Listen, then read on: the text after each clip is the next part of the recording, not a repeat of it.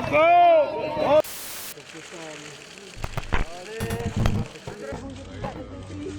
ambil kanan dah.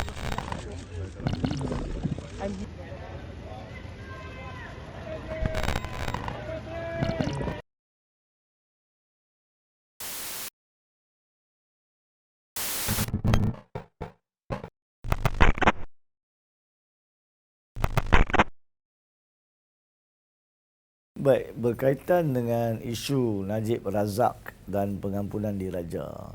Seperti yang kita tahu, selepas Mahkamah Persekutuan memberikan keputusan terakhir dalam rayuan SRC pada 23 Ogos 2022, maka dia ada dua proses lanjut yang ada untuk diguna pakai oleh Najib. Satu adalah semakan yang difailkannya pada 6 hari bulan September. Dan satu lagi adalah berkaitan dengan hak perlembagaan oleh mana-mana banduan di bawah perkara 42 perlembagaan, iaitu permohonan untuk meminta pengampunan diraja. Perkara itu beliau telah lakukan melalui peguam-peguamnya untuk membuat permohonan pada 2 hari bulan September yang lalu.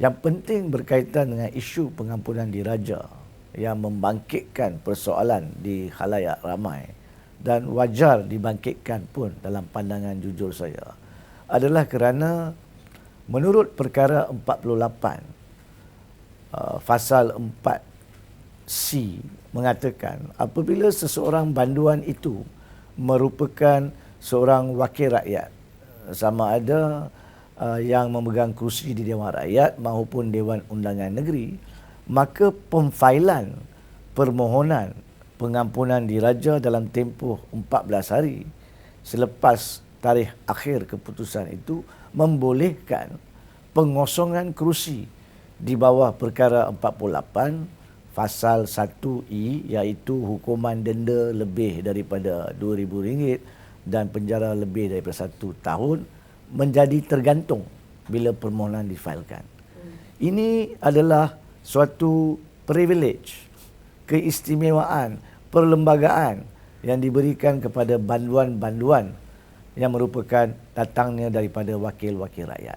Permohonan pengampunan diraja adalah terletak akhirnya di budi bicara mutlak ke bawah duli yang di-Pertuan Agong.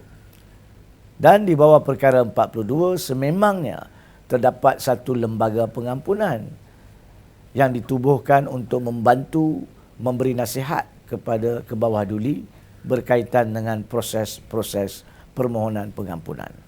Lembaga pengampunan ini terdiri daripada Peguam Negara, Menteri Wilayah Persekutuan dan 3 orang lagi anggota yang dilantik.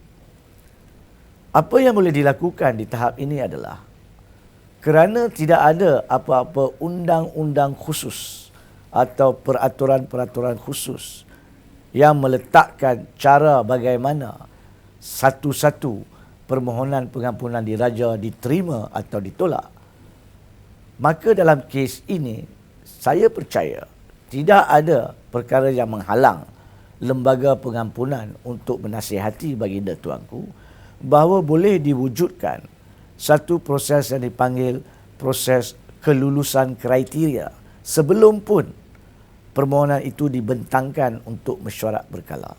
Maksudnya, kalau banduan yang memohon pengampunan tidak memenuhi kriteria, maka tidak perlu pun dinilai kebolehan pengampunan ataupun tidak. Tidak perlu pun dimajukan untuk mesyuarat pada bila-bila masa ditetapkan mengikut senarai. Apakah kriteria yang terpakai di sini?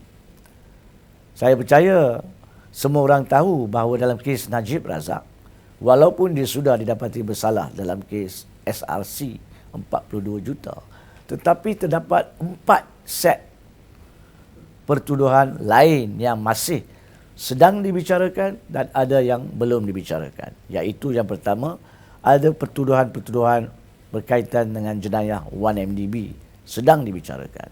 Pertuduhan jenayah berkaitan dengan pengubahan salah laporan audit negara sedang dibicarakan.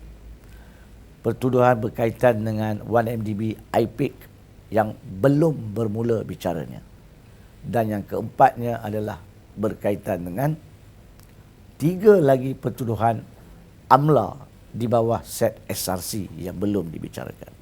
So, kalau seseorang banduan yang berhak memohon pengampunan, memfailkan pengampunan apabila pertuduhan-pertuduhan lain sedang dibicarakan atau belum lagi dibicarakan, adalah satu perkara yang secara praktikalnya tidak munasabah untuk dilayan.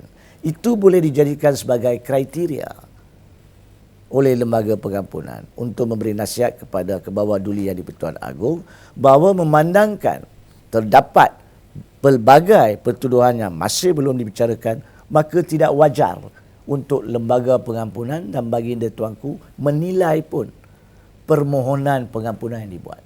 Kalau itu boleh dilakukan pada bila-bila masa sekarang dan melalui titah baginda tuanku untuk mewujudkan kriteria permohonan, maka permohonan Najib untuk pengampunan diraja pada 2 hari bulan September 2022 boleh diketepikan atas alasan ianya tidak memenuhi kriteria untuk sampai ke lembaga bagi tujuan menilai permohonan itu. Cadangan ini akan menyelesaikan kerumitan sekarang. Kerana apabila ianya diketepikan permohonan itu, maka Najib akan hilang kerusi dan dia tidak ada bezanya dengan banduan-banduan lain. Sekiranya beliau lepas daripada pertuduhan-pertuduhan lain pada bila-bila masa, memandangkan hukuman adalah untuk tempoh 10 tahun penjara yang berjalan serentak, maka Najib seperti yang dibenarkan di bawah peraturan-peraturan penjara tahun 2000, dia boleh membuat permohonan pengampunan kelak beberapa kali jika perlu sekalipun, tapi bukan sekarang. Cadangan yang kita berikan ini bukan mendahului budi bicara mutlak baginda tuanku. Ia adalah saranan berpandukan kepada perlembagaan dan perundangan untuk diambil kira oleh lembaga penasihat kepada Kebawah Duli Yang di-Pertuan Agong untuk memberi pilihan-pilihan kepada baginda tuanku.